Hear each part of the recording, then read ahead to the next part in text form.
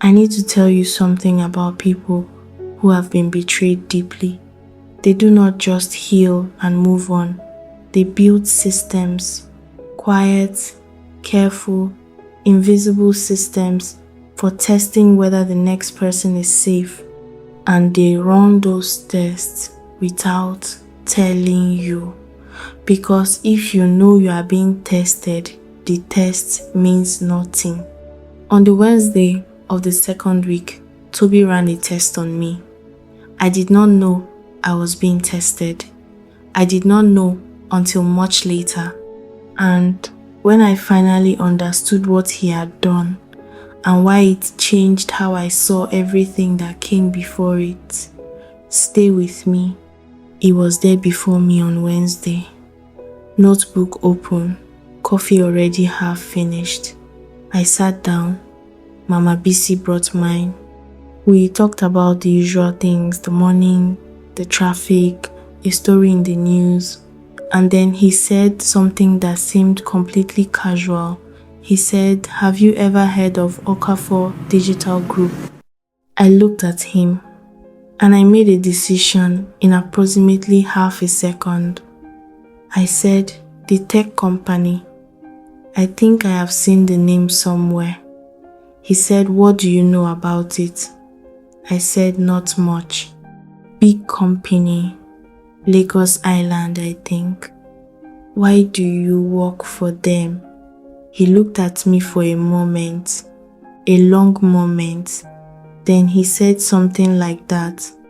I felt him reading me. I had felt it before, but never this precisely. He was checking something. I did not know what. I just knew that whatever I said in the next few moments mattered more than it appeared to. So I did the only thing that has ever worked for me in complicated situations. I told the truth. I was allowed to tell and kept quiet about the truth I was not. He asked a second question about 20 minutes later, even more casual than the first. Slipped into the middle of a conversation about a completely different thing. He mentioned a specific project, a digital arts initiative that Okafor Digital Group had funded, a big one.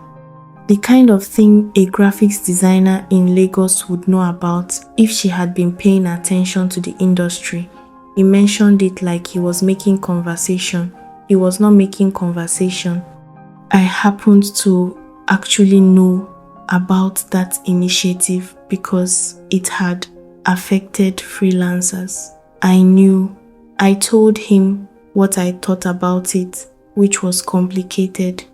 I said the funding was significant and the reach was good, but some of the implementation decisions had not consulted the actual designers on the ground. I said this as a person who had opinions, not as a person who was performing opinions for a billionaire. He went very quiet. He went quiet in a way that felt different from his other quiets. I thought I had said something wrong. I started to soften it. He said, "No, keep going. Tell me what you actually think." So I did. All of it. The things that worked and the things that did not, and the things that could have been done better if someone had actually asked the people it was meant to serve. He listened to every word. He wrote something in his notebook and then he looked up and changed the subject entirely. I did not know what happened on his side of that Wednesday evening. He told me later. He said he went back to his office and sat for a long time. He said what I had told him about the initiative, the honest, unperformed version, was more useful than 3 consultancy reports he had paid significant money for. He said the consultants had told him what they thought he wanted to hear. I had told him what I actually thought because I had no idea I was telling it to him. He had written something in his notebook during our conversation. He showed it to me much later. 4 words, she does not know. Below that, and she still said the true thing. That was his test. That was what he was checking. Whether I would tell him what I actually thought about something connected to him without knowing it was connected to him. Whether I was capable of the kind of honesty that does not calculate its audience first. I had passed without knowing there was anything to pass. On Friday, something had shifted. I could feel it before I could describe it. He was the same in every obvious way. Same table, same notebook, same coffee. But the distance, that particular quality of careful managed distance that I had felt from the first day was slightly less. Like a window that had been opened 2 inches was now opened 4. He asked me how I ended up in Lagos. Not as small talk, as a real question, the kind that wants a real answer.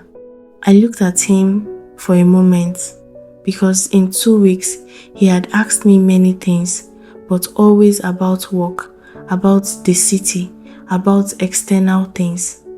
This was the first time he asked me something that was about me. I said, I came looking for something better. He said, did you find it? I said, I am still looking. He nodded slowly. He said, me too. Me too. 2 words, but I heard everything inside them. A man who had everything that was supposed to constitute a good life, still looking for something better inside it. Still looking for the thing that the wealth and the buildings and the power could not give him. I thought about that for the rest of the day. I thought about it that night. I thought we are more similar than we look. And that thought was both comforting and terrifying, because similar means something.